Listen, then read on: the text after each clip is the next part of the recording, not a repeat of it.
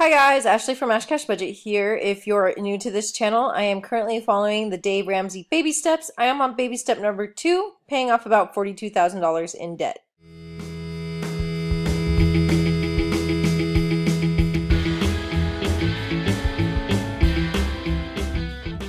So if you want to continue to follow me on my journey, click the little red subscribe button down below.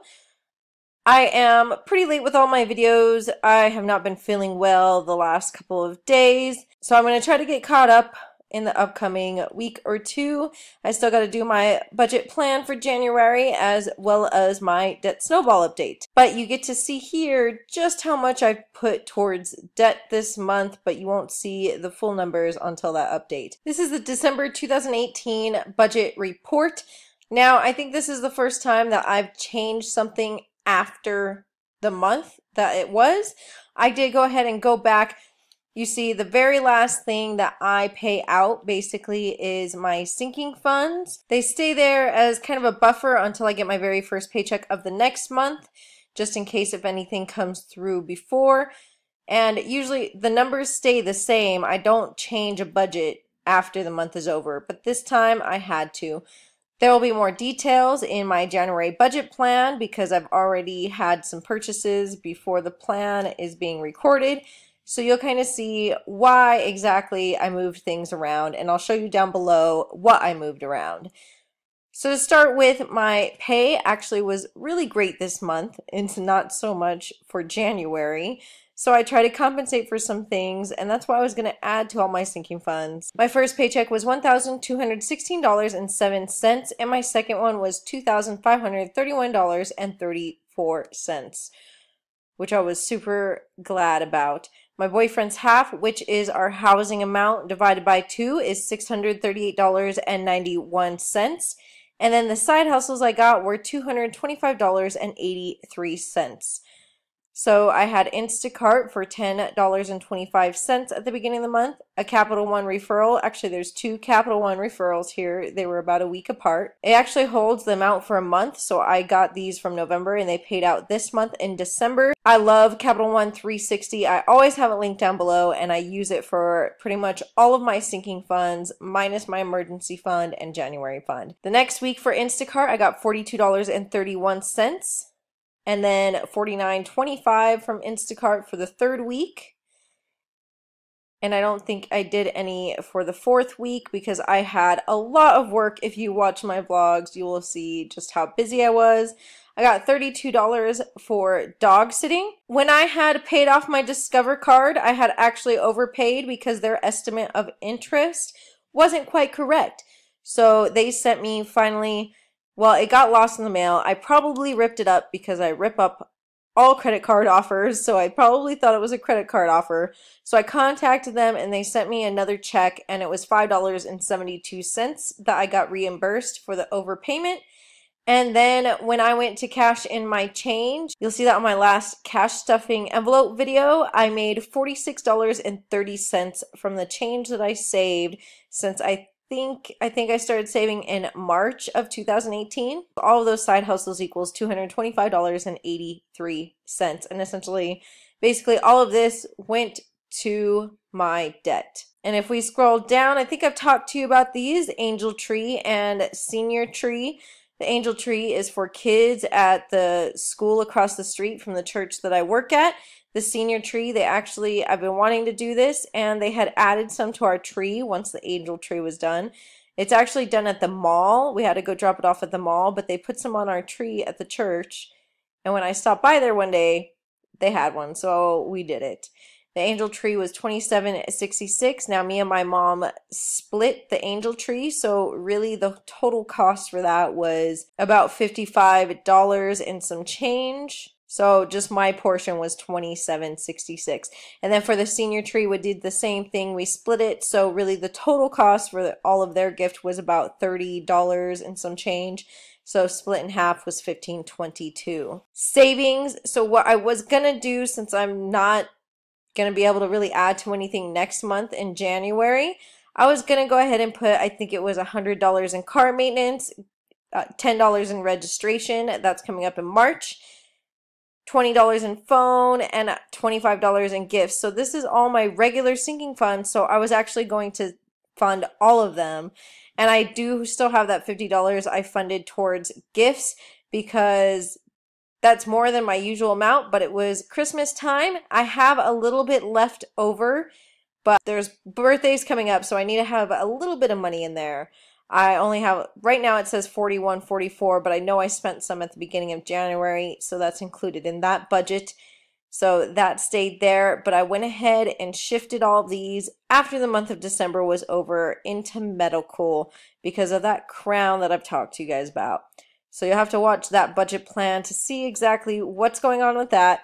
So I took all of these. I was going to pay originally $100 towards medical, but I put $255 towards the medical sinking fund, which at the end of December brought me up to $527.48.